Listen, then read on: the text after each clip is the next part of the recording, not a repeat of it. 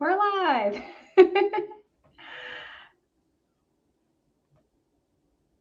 Oh, Are can't we? hear you. There we go. Now I can Okay. hear you. Now we live? Wonderful. Yes, we are live. Welcome Okay. to the second session, I guess, of Ask the Question. Ask the question.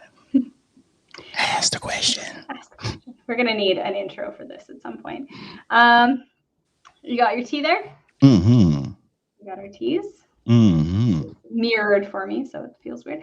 Mm. So we've... I don't support any brands, though. If y'all saw a brand, I don't support that. No. All right. This week on Ask the Question, we're going to talk about subconscious reprogramming. This is, just give my little spiel, this is something that I've seen a lot in the personal development space, especially. So if you're somebody that follows like the Tony Robbins or Marie Folio or anything to do with personal development, you've probably heard this term before. And there's just a lot going on with it right now. And so I really want to extract the fluff. It's kind of my goal of this. And have a chat with Harry about what subconscious reprogramming even is. And yeah, anything to add there? I can't hear you. Oh, okay. Can you hear me There now? we go. Yeah. Okay. Am I coming through loud? Yeah. Audio good? Mm-hmm. Okay. I don't know what's going on here. I got my headphones on airplane mode.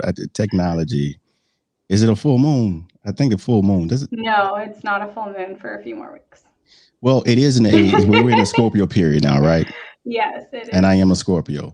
So Oh. all right. So yeah, I don't know what's going on. I'm having these solar flares come up, man. I don't know. I'm feeling very passionate. Sometimes I don't even know what to be passionate about, but I'm just feeling passionate. But please, what was the question? Okay, well, I was just introducing subconscious reprogramming, the idea of it, talking about how it's really prevalent in the personal development space. And I have questions to ask you about it. So I think we should start. Can you hear me? I totally can hear you. Okay, no more messing around with audio. Yeah, no. Okay, where we should begin with this live stream is talking about the definition of what is subconscious reprogramming. Let's start with the first word, though. What is the subconscious? What's the difference between the subconscious and the conscious? Start with yes. And so, again, not giving any therapeutic advice here. Yeah, I'm saying it. I'm gonna try to make this as simple as I can because Hannah told me so. So the conscious mind, which is the aware mind, which is the one that not aware mind, but the conscious mind is the one that we use to operate in this physical space of business. So the conscious mind is made up of what it analyzes day to day. And I made sure I took some simple notes to keep it simple. But the conscious mind operates, it's 10% of what we use of our mind. It analyzes, thinks and plans, and it's holds short-term memory. The difference between the conscious mind, which we use, and the subconscious mind is that the subconscious mind has long-term memory, emotions and feelings. It's our habit patterns, relationship patterns, addictions, involuntary bodily functions, creativity, developmental stages, spiritual connection, and intuition. And then there's even the unconscious mind, which I know that in some spaces that's debatable, but the unconscious mind consists of the archaic memory, instinct, karmic patterns, dreams, and collective development. Now, real quick, in the subconscious mind, which is not what we're consciously using, in the subconscious mind, that holds these long-term memories, the mind is created to make sure that it's based off of self-preservation. So if we experience some pain in the past, keep it simple. We experience pain in the past, the mind develops a scheme to keep us from experiencing that pain in the future. But if we don't fully understand what happened and why it happened, then we can make conclusions about how to behave that then become maladaptive or do not help us to move forward because they become limiting beliefs. So a whole bunch of do nots. Because we're diving deeper. Okay. Than I was. Yeah, I was intending I'm trying. for this to go. Trying. Okay, so let's recap that. There's our conscious mind and there's our subconscious mind. we'll just keep it at the 2 for now. The subconscious is responsible for all of the automatic stuff that is happening. Yeah, but this. Go ahead. I was going to say, so like breathing and just doing our day-to-day stuff that we don't think about. But it also handles our emotions and things like that. Yes. Okay. So now what is actually ever conscious? Like, when are we using our conscious mind? Well, because they don't use it very much, right? Like, it's like you said, it's the stat that I looked at was about 5% of the time. So 5 to 10% of the time. But what do we actually use that for? Yeah, that conscious mind, again, it's the day-to-day interpretations that we use, like right now, like operating in this space of business, And so for me, again, you're going to see, when you look at it, you'll see different people worded different ways, but I just want to just freestyle, if I will, and talk my alien talk. So, for me, the conscious mind is really the critical mind, the thinking mind. Some people call it monkey brain, but it's the mind that interprets. Now, it's great in that the physical world that we live in, it conveys pretty precisely, and so the mind was created last, the brain was created last, so that we could operate in this physical space, and to take care of us, keep us safe, But when it comes down to interpretations, like between other human beings and the meanings of things, it was not designed, in my personal belief, again, because I'm not giving you therapeutic advice, it was not designed to move in that space. And so for that, we have to go deeper, down into the heart space, and for me, as you travel from, here to the heart space, from your mind to your heart space, you have to travel past these different terrains. Okay. These places that, some places are smooth, some places are rocky, but as you travel down to the heart, you travel down places that are maybe dark and intimidating, places that contain past memories, things that you really, really wished that would just move past really fast. Like, you just don't want to think about it ever again. It makes you look yucky. It's like, I can't believe I was in that space. I don't know why that happened. All these thoughts, it's really shame. We're passing through that, and we're seeing the original interpretations that we made, not only about how to behave, but about ourselves in that space. And because those spaces, the most difficult spaces, were spaces where we were not operating in our true self and also completely unaware, those spaces confuse us. And it's that confusion that then creates this self, in my opinion, leads the mind to eventually, if it can't find something specific to blame, then it blames itself. And so the inner critic, it becomes food for the inner critic, which then says that you don't do this, so this doesn't happen again. It doesn't have any solutions other than to box you back in. Would you say that's kind of like the, I've heard this referred to as like the meaning making machine, like we take something and then we turn it into a meaning?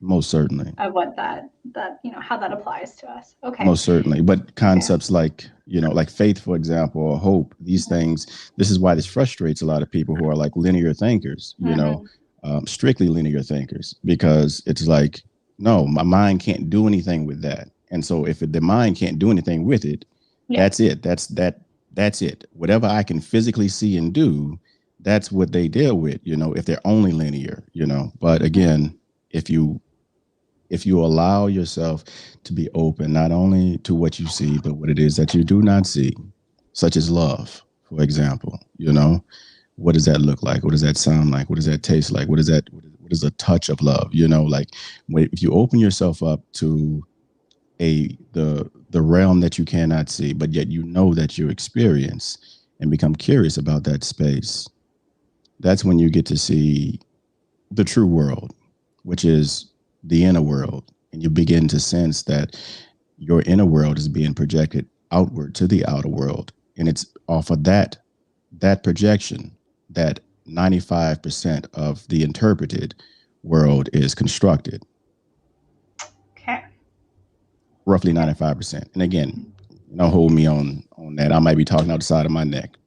Okay. Speaking of that, what would you, so subconscious reprogram. So we've talked about like subconscious versus conscious, what the difference between those things are, where those come from. How do we actually get programs? So when we talk about reprogramming, we obviously want to change something about the way that we're thinking. How does programming, pardon me, happen in the first place? So when do we get programmed, and what are the programs that are running in our minds? Hopefully that makes sense. There's an infamous person whose name I will not say, but very infamous person who said, tell the lie, make the lie big, keep saying it, and eventually people will believe it. Tell the lie, make the lie. Is a tyrant. He did horrible things. The really notorious for being the worst person in history ever. But that was a direct quote from him. Tell the lie, make the lie big, keep saying it, and eventually people will believe it. Why? Because all hypnosis is self-hypnosis. And so these repeated thoughts that we have about ourselves and interpretations that we make about the world, the more that we say it, the more it becomes true for us, because that's what we're looking at. And again, wherever attention goes, energy flows. And so the more attention we pay it, the more energy goes into it, and the realer it becomes. Ergo, whatever you stare at becomes your reality. Perception is reality. We don't see things as they are, but as we don't see things as it is, but as we are. And so we project ourselves outward. And everyone says that, including Freud with his concept of the projected hypothesis, or Buddhism with the concept of the Maya being this physical world being the illusion. This is the world that's constantly shifting and changing. But the one world that does not change, that stays with you forever, is your inner world. Did that answer your question? Yeah. So the question was, how do we get programmed? And what I got out of that is that it's repetition. So that's how the subconscious mind learns, is repetition. So when we get programmed, that can be around like really everything in our lives, right? So that's like our cultural programming, what we believe about our family, the people around us, what we believe about money, what we believe about business, our, spiritual beliefs, like literally all of that. So when does that start happening? I assume that's literally as soon as you are born, or maybe even before that. Oh yeah, most certainly. I mean, let's keep it. For those that have a lot of woo-woo distolerance, let's I'm gonna keep it simple for right now. But yes, prior to conception, I mean, you can look at the science of epigenetics and know that. But let's just say birth, from conception on, yes, you begin to, that subconscious mind is storing every single experience that you have. Your conscious mind can only hold, again, roughly like 5%, I believe, if I'm not mistaken, 10%, 10%. But in that subconscious mind, it's also storing every single experience that you have in your subjective human experience from conception on. And so in hypnotherapy, for example, some people will go back to the womb and maybe hear parents arguing about how, they are not ready for a child, and that they not only ready for a child, but they don't want a child. And so then that person, now this is an adult that went back to the womb now in hypnotherapy, but then that person who may be 50 years old, they can now see the life pattern of every single relationship them being in, not wanting to, or feeling not loved. No one loves me. I'm not wanted anywhere, be it in a relationship, be it a job, be it a family, friendship, whatever it is, business partnership, everything they begin where they have to attach somebody else, because again, trauma is an attachment betrayal, where they have to attach themselves, or not attach themselves, but where they have to work with somebody else, another energy. It's always this sense of not belongingness because of that, that stored, trapped energy, which represents repressed emotions and energy. Yeah, and then, so correct me if I'm wrong, but the epigenetic side of things, that's how recent is that being, like, is this more of a new study and things that we're still kind of learning about with epigenetics? Yeah. Like on the newer side of science? Yeah, in my opinion, it's definitely on the newer side. Yeah. So I was we have a comment said, that's me. I'm glad that you could bond with that, Leah. But yeah, it's on the newer side of science. But there's Also, Yeah. studying polyvagal theory as well is Right. great. But comparing it to epigenetics and polyvagal theory, for those of y'all who are in the sciences or in the field of psychology, studying those, you can see the links between passed down trauma to generation after generation. Right. Even Holocaust victims, they study that, and how epigenetics, the field of epigenetics, study that and the impact that lasted generations based off of the great, We see generation that as trauma. well with like in Canada, and I know in the States, with our First Nations people who were subject to residential schools, even, generations down, like kids can grow up in perfectly healthy on the outside households and still have so many issues with that generational trauma being passed along, ending up with, going into things like addictions and whatnot. And I think that we have this kind of societal blame of people. Like I don't think that, at least in my experience, we want to just kind of blame the person and say that, well, that's that group of people or whatever, like they're all alcoholics, they're all addicts, they have issues, but we don't even recognize the fact that like a whole generation of people experience this like, terrible trauma that was then passed down along all of them. So it sounds like, it seems like to me epigenetics is something that like we don't even really, I think as general society, people who aren't involved in that like really understand or recognize that trauma does actually get passed down through our DNA. That's what I'm trying to say.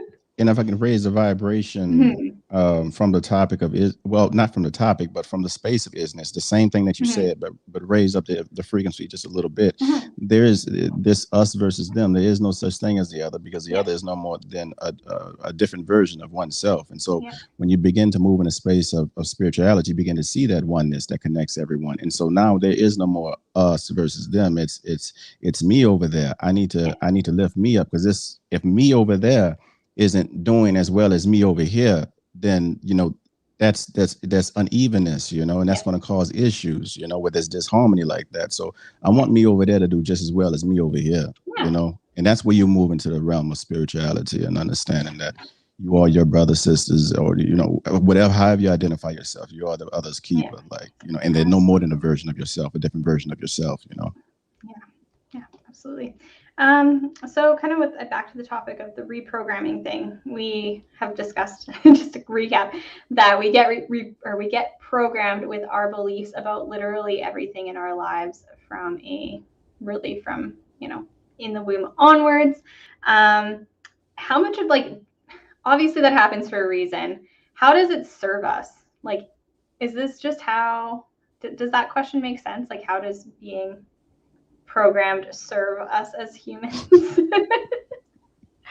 Well, it's order of operations. We understand that we exist, and the ethos has an order to it, and so everything has an order. Everything has a design to it, And so, the mind, understanding that there's order to things, has to make sense of the world as it's learning it, and so it's placing things in its proper category based off of that. Ergo, the tendency for humans to say us versus them and divide ourselves based off of race and sex and gender and all this other nonsense.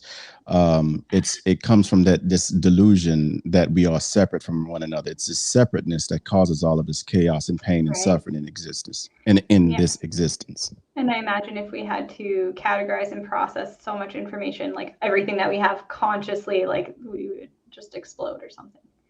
Like, I don't know.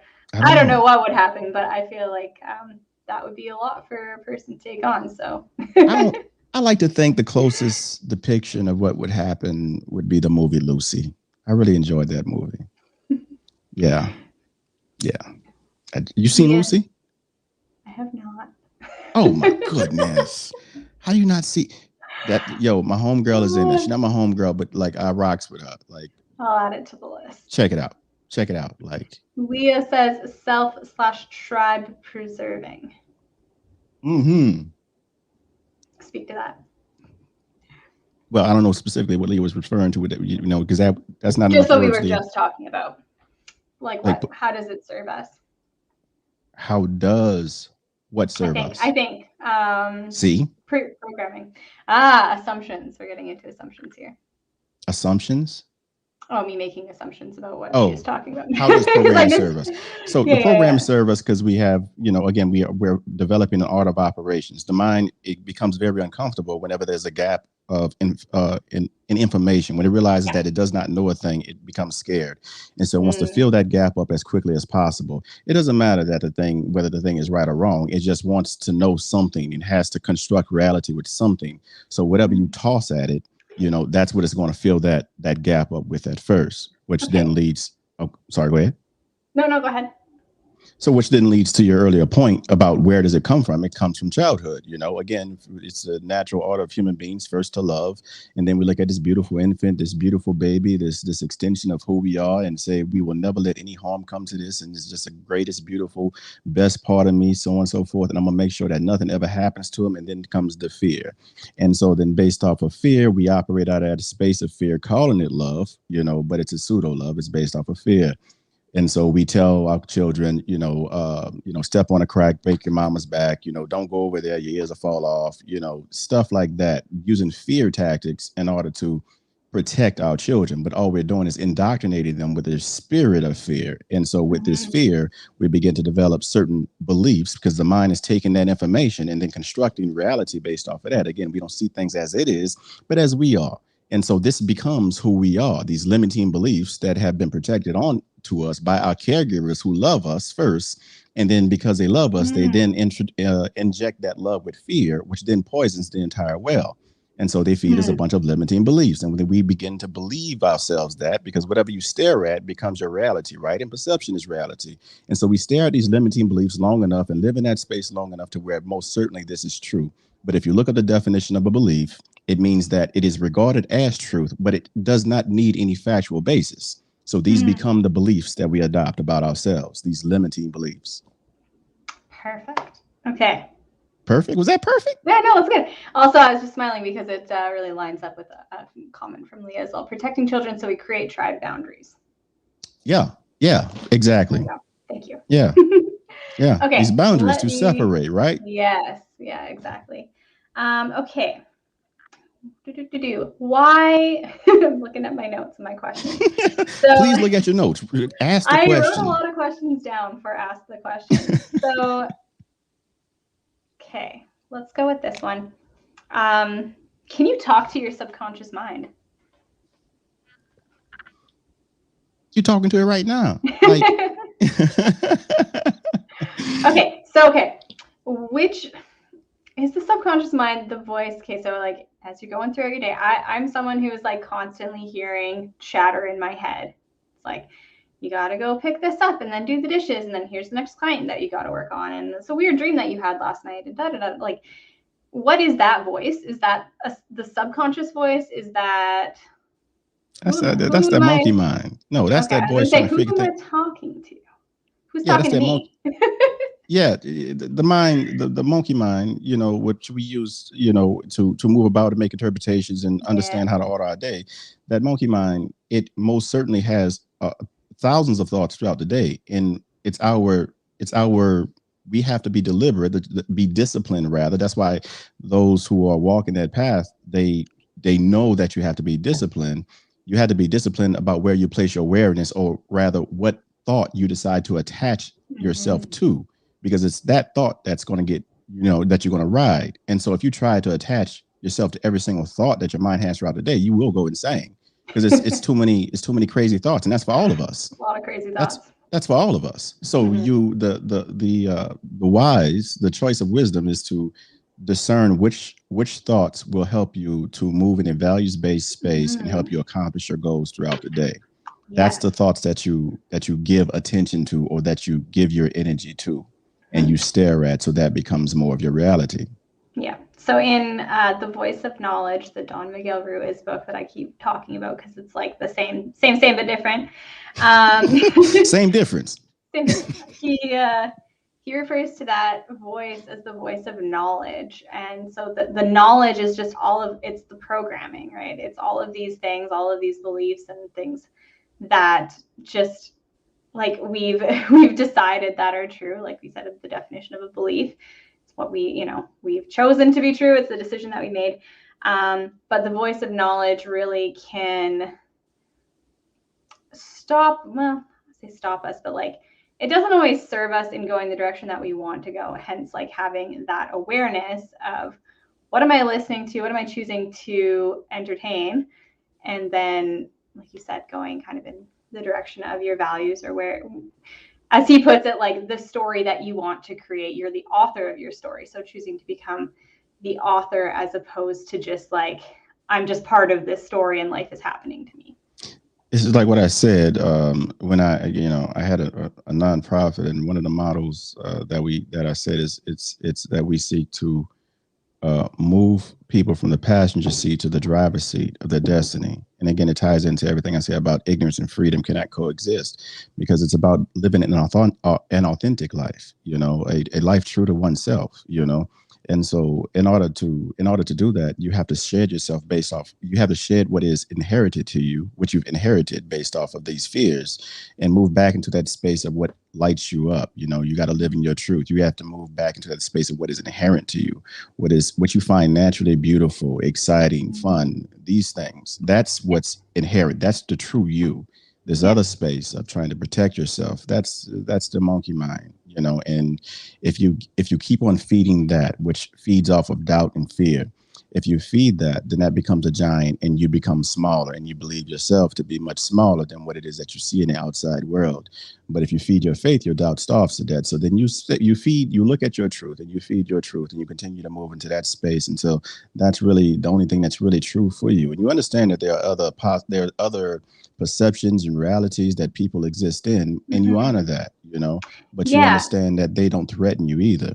Yeah, exactly. That's again, voice of knowledge. He kind of describes it as being like everybody else is writing or living, like they're all the authors of their own story. So you just only need to worry about what's going on in your story, in your world, and what you're creating, and realize and recognize that you're just a character in somebody else's story. So, but not attaching that meaning to it. We do have a question.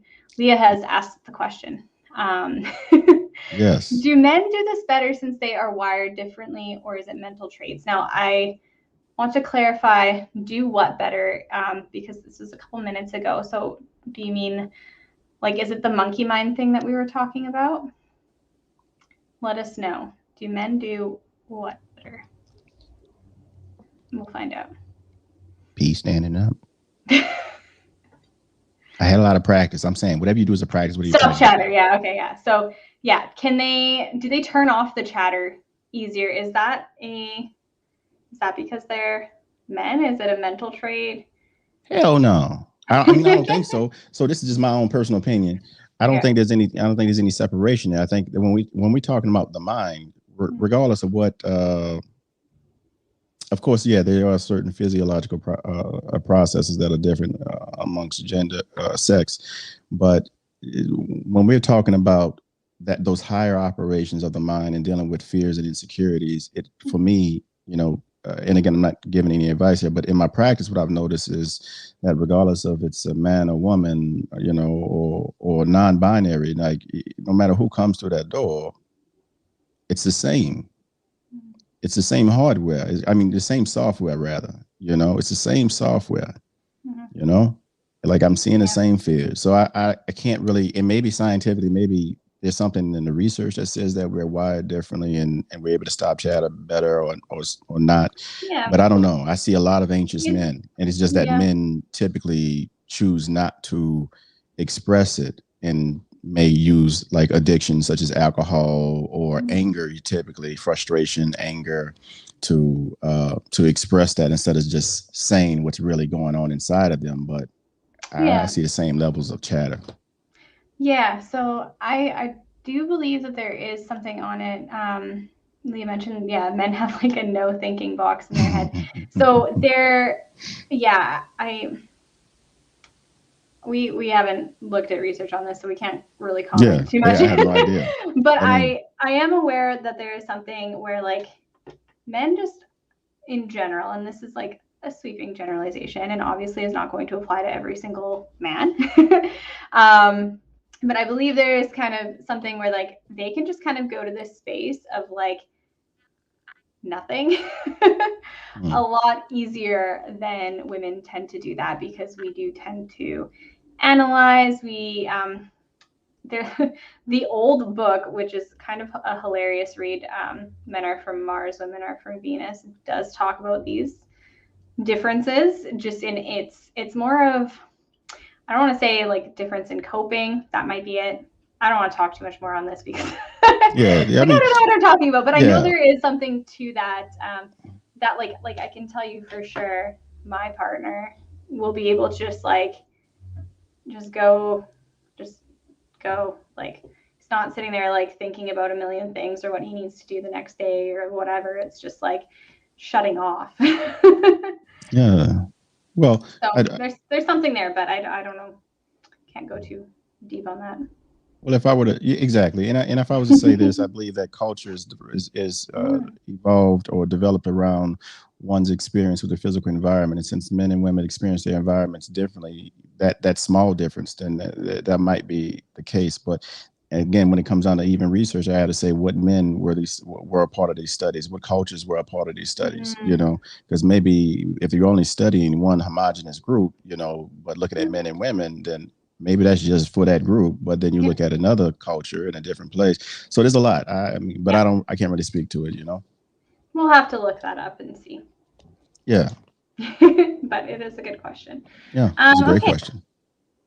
Okay, so when I was looking up subconscious reprogramming, I want to speak to kind of the promises or maybe misconceptions around these outcomes to reprogramming your subconscious mind. So just like, here are the things that I noticed, that I noted down in terms of what people were trying to kind of sell you on. Reprogram your mind for success. Train your brain while you sleep. Activate your subconscious mind. Reprogram your subconscious to get what you want. Thoughts? Well, we need to make sure that we don't have any titles up in there that says no disrespect to anybody out there, but and it can easily slip in a grammatical error on our end if you ever see it. But reprogram to get what you want, that in of itself is an illusion, because to want is to say I lack. You know, that to want is to lack. And if I say that I want a thing, then it means I lack, and I'm literally saying I am lack, which then I attract lack, because that's what I'm calling and presenting. So reprogramming to say I lack, that doesn't really fit with our mode here, period. But yeah, a lot of people words are meant to be symbols, you know, expressions, meanings, right? So I don't really, you got to grab attention and whatnot. I was gonna say, to be fair, like, this is, you know, the marketing side of things, where we often hear like, well, sell them on what they want and give them what they need. So, you know, again, this is not like to bash or anything, anyone who does sell or help people with subconscious reprogramming. But I just thought that those were some interesting things. So like, yeah, getting what you want. Is that really the best way? Again, maybe it captures attention. Everybody wants what they want. If you're telling me like, hey, if you do this thing and reprogram your subconscious mind, you'll get what you want easier. Well, yeah, sweet. But is that how it works? Yeah. You get what you choose. That's how it works. You get what you choose. And when you say, again, reprogram to want, then just using that as an example, then you've chosen want. Yeah. And so want then attracts more want. So it's a choice, you know, it's a choice. It's a deliberate, intentional choice. It's you staring into the quantum field, looking at a possibility and knowing that whatever you stare at becomes reality, because wherever attention goes, energy flows. And so you stare at the quantum field until this thing becomes dense enough to collapse from that field into this physical reality isness. You know, that's essentially what you're doing, but you have to know what you're staring at and then be disciplined about continuing to stare at it, because you most certainly will get distracted and stare away. But as we all do, that's why mindfulness and meditation is so important. You got to develop the skill of focus. And eventually, as you continue to develop that skill, you develop the skill of concentration, which then moves you from eye level to sky level, where you see things more like an eagle. Does any of this make sense? Because you start to Yeah, laugh at me when I no. go off in this. It's because you're like trickling into like my next questions. So Okay, all right. I didn't but know if yeah, I went off to eat like Pluto and I left you behind. Okay. No. So yeah, just to kind of go back to like those statements that we are hearing in marketing and things like that when it comes to subconscious reprogramming. Yeah, I like to give people the benefit of the doubt that speaks to just like, grab attention and get people interested in it. But we got to know what we're doing here, right? So You hear something? You don't hear anything. I have noise canceling headphones on though, so I don't got any back. Okay. Yeah, do what you do. Do what you do. Okay. Are you ready for the next question? Let me know. Let me know when you're ready. Now, man. Oh, you're getting feedback on your. Oh, I most certainly am not now. Hold on a second. Let me change that audio real quick. iPad, you can hear me though, right? Yeah, I can hear you, but I don't think it's on your mic anymore. Let me see. Technology. It's like a loud, high-pitched noise. Hold on a second. I do hear a humming now that you have. And I can't hear you at all. Hold on a second. I do hear that. One moment, folks. Oh, I think I can hear you. Okay. You may have been changing my. Oh, snap. Look, if you can hear me right now, okay, I know what's going on real quick. Well, I don't know what's going on, but I know what's going on. Like there's interference, some type of crazy, like I can hear somebody else. It's like this loud screeching radio noise. And I'm hearing on my end through this device, somebody having a conversation. Oh. Yeah, that's like bananas. Hold on a second. We can't hear you anymore. No, can't hear you. Oh, can you hear me now? Here we go. Okay, let's go. We're back, everybody. Okay. So my next question for you: how much work does subconscious reprogramming take? Like, can I buy a book and read the book and then reprogram my subconscious? Is it something I do once, or is it something that I need to constantly be working on? Okay. I'm going to say that it's something that you are constantly working on because everything that you do is a practice, and whatever you practice, you become. And so a life of authenticity is a life of skillfully practicing living through your values. Can you hear me? Apparently nobody can hear me, so 1 second. Oh, nobody can hear you. That's what I'm saying. That's what I was saying. I was like, yeah. So if they can hear me, I'm gonna keep on talking. So I ain't gonna problem on that. So again, remember that all hypnosis is self-hypnosis. And so when it comes down to reprogramming, if you can be programmed to believe a lie, then you can also be reprogrammed to believe a truth. And what truth are you going to reprogram yourself to believe? Well, your truth. Well, that's the key to life, isn't it? That's where the puzzle is. That's where we lie as the question and the answer is that we have to continue to experience life by making choice after choice after choice, trying our damnness to live within our values, within the parameters of our values, but we make choice and choice after choice. And with these choices, these intentional choices, we then have an experience. And then we make another choice after we have that experience.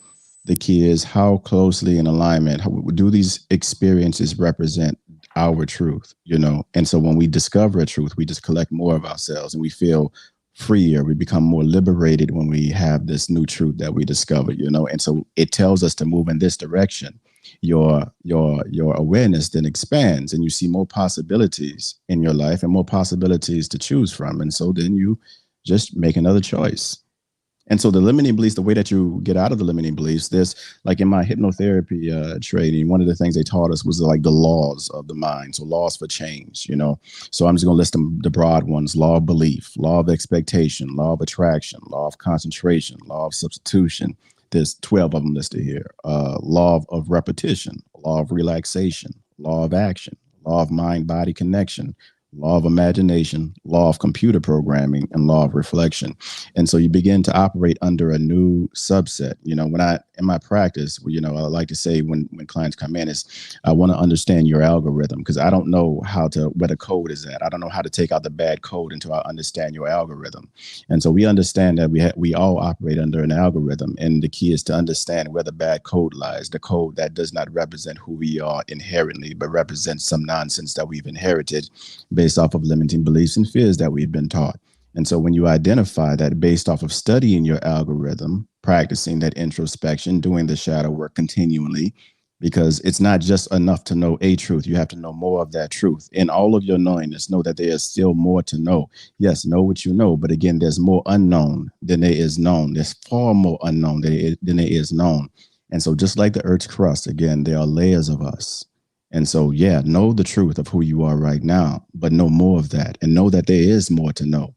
So in all of your knowingness, know also that you don't know. And so we continue to do that deep dive, knowing more of ourselves, collecting more truths. And then with more truth, we become more liberated. And as we become more liberated, we become more authentic. We have more access to more power. And we just continue to live in that truth. So it sounds like I can't do this in one night. Hell no. Hell no. Can everybody hear me now, by the way? Is my sound better? Yes, way better. Excellent. I should have used the microphone about 40 minutes ago, but it's all good. Hopefully the first part of that, you could still hear me okay. But yeah, this is obviously a process. So when you see things with people making promises of like, yeah, you can, train your brain in 7 days. Well, maybe you would make some progress, and maybe you would start to maybe become aware of those beliefs and things. But from what you're saying, it sounds like this is an ongoing thing that people really need to work on if they're going to actually get the effect and the outcome. Show me an undisciplined sensei. And the sensei is no more than a teacher. They're no higher or lower than anybody else. They're on the same plane as anybody else, but they've developed a skill of discipline and what they choose to be intentional towards with that discipline, which is knowing more of their craft. And so just like that you got to go to karate, for me, I took taekwondo when I was younger, and the top belt was black belt. You begin white, green, blue, red, black. And then there's like 4 stripes or whatever. Then you like big dog, whatever, and each belt becoming progressively more difficult with the training. But you realize that you have to continue to go to karate training time and time again so that your body can contort and you continue to practice those things, because you're mastering an art. You're mastering an art. It's the same thing for self-mastery.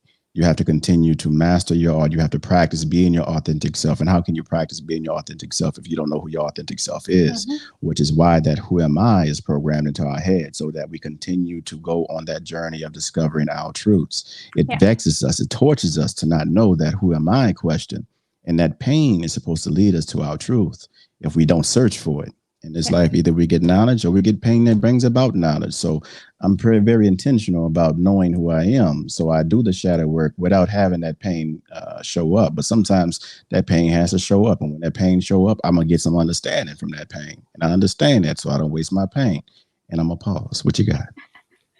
Okay, so that's a good lead into my next question, which is, what does it require? What is subconscious reprogramming require of us? So I read a couple of articles, one of which I'm going to name drop. It's from Forbes. I don't know who actually wrote this, so we're just going to say, since it's a very well-known publisher. Let me name a few of these things. And just because I want, like I said, my goal for this was really to extract the fluff. A couple of ones that I wrote down was like, have a plan. Give yourself permission. Do affirmations and motivation. Surround yourself with positive reinforcement. Identify your resistance, which, some of these might be good points. But what does it actually require to reprogram your subconscious mind? for you to know more than you know now. That's it. So You curiosity. work towards that. Huh? So, I mean, you were just talking to about the, oh my goodness. 8 C's of I. Yeah, the 8 C's. Yeah. That, but no, like just now, like just developing mental fortitude and like commitment to it and practicing and that kind of stuff. Yeah, again, exactly. It's so I was trying to sum it up because I just said that. Yeah. But when they notice that these people, you know, when they say these things, they know that these are the broad things that people desire. But honestly, and even people that know the stuff, like myself, may use some of these phrases. But again, you don't know what you're buying because that person, it's about knowing. That's the surface level. They're saying, okay, here's the rose or Yeah. whatever, you know. But Yeah. you don't know if they actually can teach you how to build a garden, you know, if that's what you're seeking, you know. And so that requires you knowing more of yourself. I can make myself feel better and have a good start to my day by using affirmations and mantras and things like that. Mantras. But do those things really help me to dig deeper and to uncover those parts of myself? I would say probably not. Mm-hmm. Exactly. They can all And be then tools, and they can all kind of, the repetition thing, I think maybe is a good point with that. Like, yeah, you can use repetition. That's how your subconscious mind learns, and affirmations. But I think it really is more about digging deeper than that. exactly, because like what you're saying, affirmations. Yeah, use affirmations. Well, what the hell are we affirming here? Like seriously, you know, yeah, use affirmations. Go affirm. Okay, I am. That's essentially say go out there and say I am. I am what? Mm-hmm. What am I affirming here? Yeah. So and then what we have to affirm, where? Oh, sorry, I was going to say, and then I'm sure I'm going to get your opinion on this, but if I am using affirmations that don't really speak to what it is that I desire to become, then am I don't even want to say doing myself a disservice, but is that really effective? Like we were talking about this earlier. For me, money is some motivator, but it's not really the root of what I want, like affluence and success. And I don't desire to be someone who is extremely well known, but I do desire freedom and at the same time stability and the ability to do what I want in a given day. So if I'm going around saying like I'm a millionaire and I attract money effortlessly and all this kind of stuff, like is that really, is that going to be effective for me, or do I need to really know what it is that I'm aiming for? Exactly. You have to know what it is that you're aiming for. Because it's thought, word, deed, and so the life conspires in your favor, and it's based off of your sponsoring thought. But your sponsoring thought can't be a lie that you told yourself. And because your sponsoring thought is what energizes your aura, and your aura must be in alignment with the decision or the possibility that you're staring at in order for it to for y'all to be magnetized, for it to be drawn towards you. You have to your aura has to be in alignment with that. And so if your sponsoring thought is not in alignment with that possibility and what you must choose in order to experience that, then it won't happen. Like within myself, the not wanting to be seen, and so not wanting to do social media and stuff like that, because of previous traumas with experiences of being seen, but now understanding that my world was not in alignment with my choice, which is I do have a vision and I do have this thing in me that I must give voice to. It's like this like phoenix continuing to try to like get out of me. It doesn't let me sit still, so I must give voice to it. It's telling me like I gotta speak, Harry, speak. And so if I don't, it's because it's about the impact and what your ultimate mission is. Precisely. And so if there are things that you don't like to get there, then it's a little bit different. But yeah. Precisely. And also again, the affirmations, you're affirming your reality, you're affirming your truth, but you got to know what your truth is in order to affirm it. And so that's why you can't just move to affirmations, go affirm and say, well, I've been affirming for years now and nothing has happened. Well, what are you affirming? What are you affirming? You have to know your truth in order to affirm it. And so that requires a shadow work, that requires introspective work, because that's where you discover your truth at. That's where you bring your awareness at, And so when you bring your awareness down to those shadows and you light it up, us being light in the darkness, then you discover a truth under that trauma, under that pain, under that shadow, or well, behind that shadow. And when you get that truth then sets you free from what, who you are not, which is your shame, which is the thing that's holding you back, which is the source of your limiting beliefs. Yeah.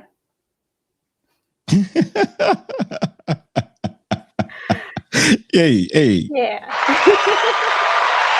There you go. No, I love that. I think that's something that I don't personally see. I mean, I don't follow every single spiritual and personal development guru out there, but you got to know your truth to be able to affirm it. That's like a huge, write that down, people. That's a golden nugget of this one, I think. So moving on from that, and kind of what we're getting into is what methods are available to us to reprogram or train our subconscious mind. You know, I have a few written down, and I maybe want to speak to a few of these first. Wait, before you do that. Yeah. Before you do that, and this is where came from, I just want to say that we as a people try everything to get away from pain, or what we perceive as pain, and the pain of being disciplined. And so while this is a very simple process, a lot of the things that you need to do to accomplish what it is that you're seeking, it's a very simple process. It requires stick-to-itness, it requires discipline, and it requires faith. And because people don't develop those skills, they don't stick with it long enough in order to experience that experience. And understand this, for me, my personal belief is that success most certainly is an endurance game. And so how long are you willing to explore yourself, to discover these truths, to lean into your discovery, to allow yourself to experience your shame? Who wants to experience the shame? Who the hell wants to experience? Nobody wants to. Everybody's repulsed by that shame. Nobody wants to experience that foolishness. But to lean into that, as much as you can tolerate, long enough to stare at it, to see if some truth comes up. And if nothing comes up, you take a break. Then you go back and you fight that shadow. You know what I'm saying? You back there again because it didn't kill you. You went back there, it didn't kill you. You thought it was going to kill you by looking at it, but it didn't kill you. Yeah. So you go back there with more confidence and you stay at it a little bit longer. And maybe this time your truth will pop up. But eventually, when that truth pop up, you ain't got to worry about that bad boy no more, because that truth won't set you free from your shame, because your shame does not represent who you are, but who you are not. If that makes sense. Yeah, that's great, because some of these things, again, in my looking upon the internet to find out more about subconscious reprogramming, there are a lot of things, a lot of promises, a lot of tools, I'm sure, that can help us with the process. And I think I have a guess on what you believe to be the most effective. And like you said, it's simple. But let's speak to like the things like the binaural beats, subliminal audios, breath work, things like that. All of those things are amazing. All of those practices are amazing. I'm not going to knock none of those like any of those practices. Those are great practices to have. But then again, do those practices lead you to your truth? That's all I ask. Yeah. You can list a million practices. Is the practice helping you to go to your truth, or is it something that just helps you to feel good for a while, maybe provide some clarity for a little while about a decision? But not again, that is a bad, not that that's a bad thing at all. But when we're talking about in the context of subconscious reprogramming, are binaural beats going to help you discover your truth? Well, I believe that it is a tool that can assist. Assist. It's a tool that can assist and will assist. Again, but consistently. Absolutely. That's what I thought you were going to say. And things like, energy healing, all that. I mean, depends again with the woo-woo tolerances here, but mantras, affirmations, meditation, again, all of that. Super powerful, very helpful things. There are people who just like swear by breath work or EFT tapping. Endless, lots of amazing things. And I think that's the thing that I would want people to get out of this is there are a lot of tools to help you and to assist you. It doesn't have to be meditation. Not everybody can commit. And that's the thing that you're talking about as well, is being able to, the stick-to-itness, like to have that discipline. I will admit, I currently do not have the discipline of sitting down to meditate every day, but there are probably other things that I could do. Journaling, again, one of those that's something for me that's really helpful and that I do have a practice of. So the tools and the practices can assist us and can, I think, help us really develop that discipline and get clarity. But it's the inner work and the shadow work that really is going to help us actually dive in and address the shame, find our truth, and then be able to reprogram ourselves for what we want, or not want. Want is not the right word, but you know what I'm saying. Yeah, no, but we understand. We can say want in the general sense and understanding what it is, but I wouldn't put a title reprogram because I'm teaching how to get reprogram. What you want, because exactly. Yeah, exactly. I'm not going to use the word like that. That's antithetical to how we move here. You know what I mean? So I ain't doing it. But anyway, crap, I lost that train of thought just that quick. What was the last thing you said? Refresh my memory. Yeah, so I said all these are tools. They are very helpful, and I think people should take away that there are all these things to assist you. But shadow work is really, and are there other words for shadow work for people who are not quite familiar with that? Like, what would be? Are there equivalents? Light work, hypnotherapy. Hypnotherapy deals with the subconscious, which I think Leah mentioned early on, and I'm a heart center hypnotherapist, so dealing with the subconscious mind. But light work, shadow work, introspective work. It's under, again, words are meant to convey meanings. And inner child healing, is that? Yes, inner child. That's what hypnotherapy is, all in the inner child. Like that's what we deal with. So many terms. So many terms. Yeah. And a lot of this stuff does get thrown around, I think, without people really fully understanding what they are. I don't know what they all are. So that's why you're here. We do have another question. When you say your truth, can you talk about this in beliefs? So what, like when we're wanting to get to the root of our truth, or like who we are, what's the difference between that and our beliefs? I'm just trying to interpret this question, but the question is, when you say your truth, can you talk about this in beliefs? Okay. Well, again, I was hoping that you could interpret it for me, but I don't have totally enough context on questions sometimes, so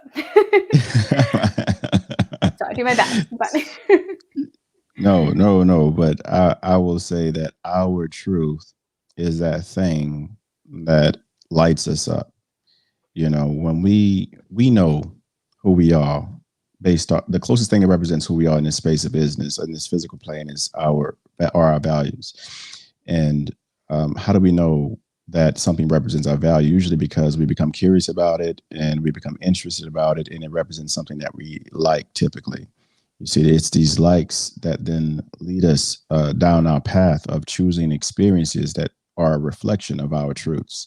And it's in that space of these experiences that we say, okay, not only do I enjoy doing this thing, but I'm learning some deep truths about life by doing this thing, by becoming mastering, maybe, being a lumberjack or whatever, just observing life as you're enjoying doing what it is that you do, but realizing that there's an order and science to what it is that you do and what it is that you love to do and were called to do based off of, what you were given as your purpose. Those things also operate off of a set of laws that you can now see that were always there, but you couldn't see at first. But they represent these universal truths that all of existence operates on. And then you begin to tap into flow. That's when you tap into flow. And when you tap into that flow, now you become, you have this experience of lightness where you don't quite, the things that you've attached to, you're no longer attached to anything. You're in a state of just energy and liberation and freedom, where you just want to just express yourself or just be the experience of beingness, you know. And in that space, you're just creating, because that's what we were designed to do, create. Yeah. So is that like, I guess, is that the state that we want to, is that the goal of what we want to do with subconscious reprogramming?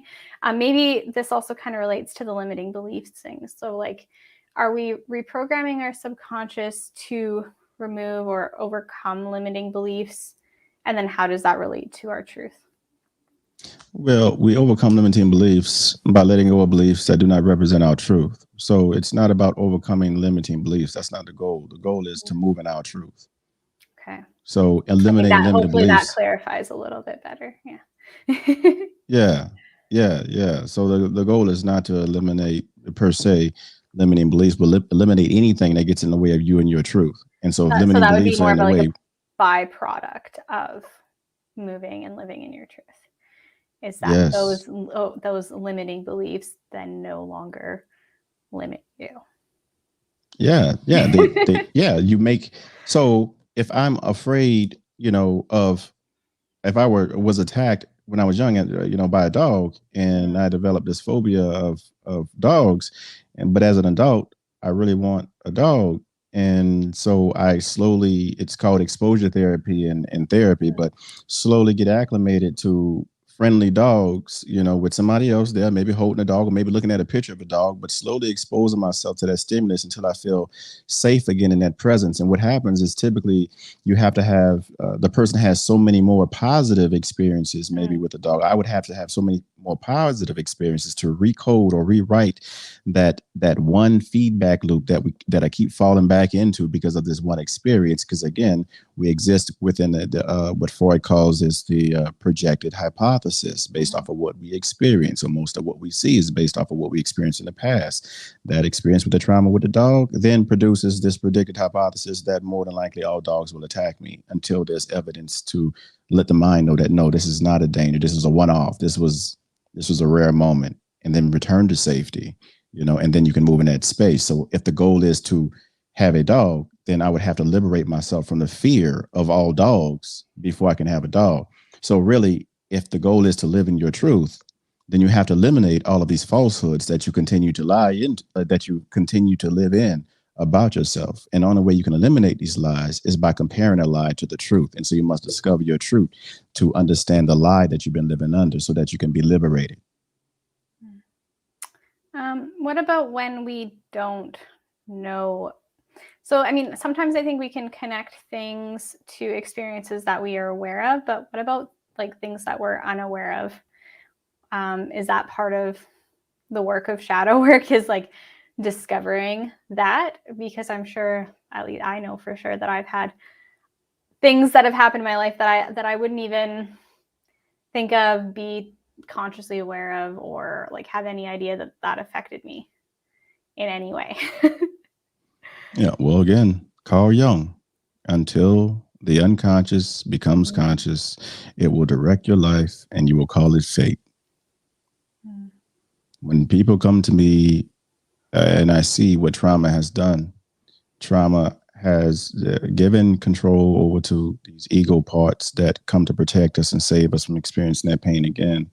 What it does is that each time, you know, these ego parts are stronger, that these ego parts are fed, the more dangerous hope becomes. Hope in something different, hope in new possibilities.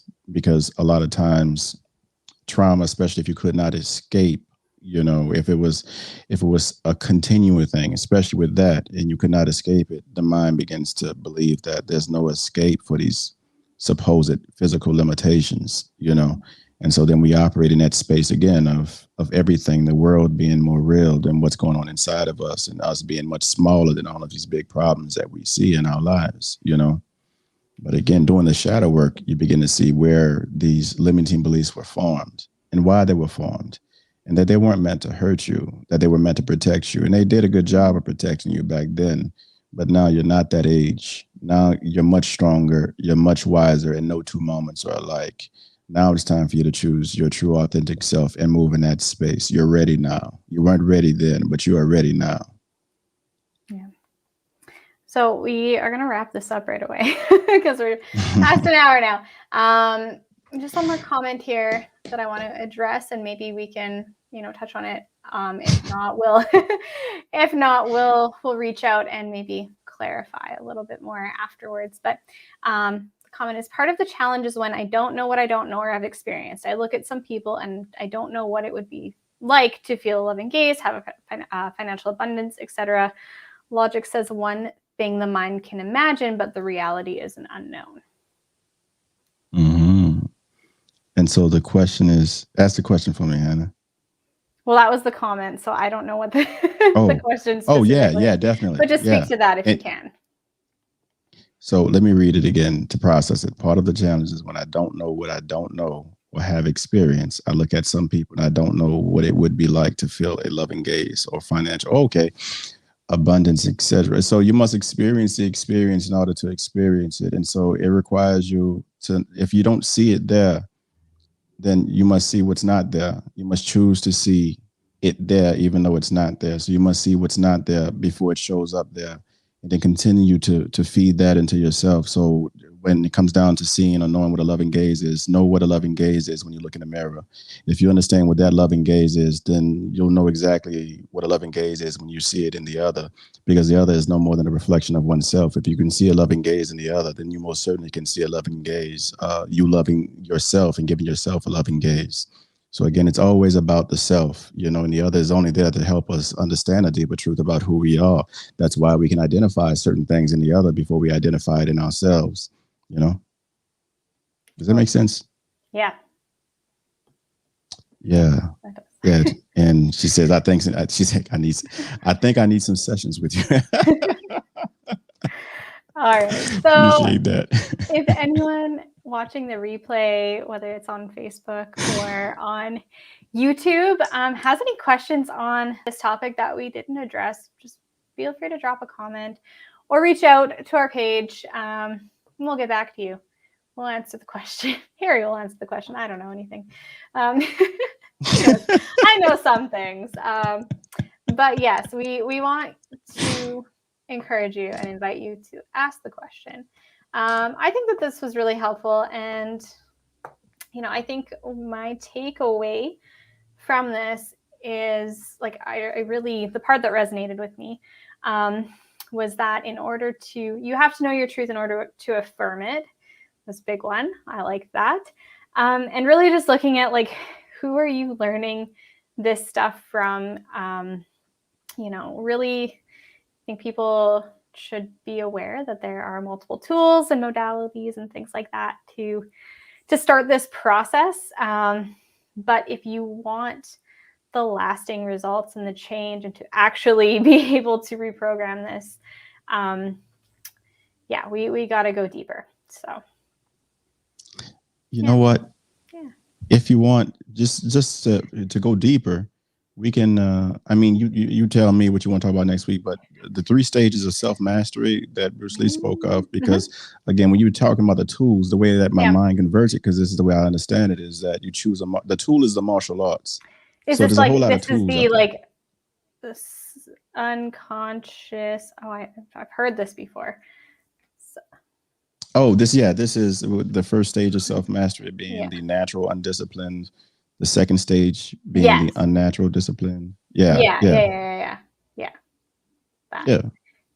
Yeah. If you wanted to do, or tie that into, entrepreneurship and business and, choosing an art form. I think self-mastery and discipline is probably a really good topic for myself and for lots of people who especially are in the entrepreneurial space, because that's what it requires. It's really not about this is what I tell my clients, is there's no magic formula. There's no secret strategy. There's no, it's really all about picking something and sticking to it and doing it well and mastering it and then moving on to the next thing. So that's important. We also had talked about doing a birth trauma episode, which I need to research and you're going to research. So that one I think would be really interesting as well, because that will kind of tie into the subconscious stuff as well, I believe. So let us know. Oh, yeah, that's pretty awesome. Let us know. Maybe we'll do a poll on our page and on the Instagram and see what people want to hear next. But we're going to wrap it up here. And thank you again for attending. Those of you who commented and were here live with us, thank you so much. And yeah, like you said, just ask the question. There we go. Ask a question, y'all. Appreciate y'all. Yo, agape and stay lit. Bye.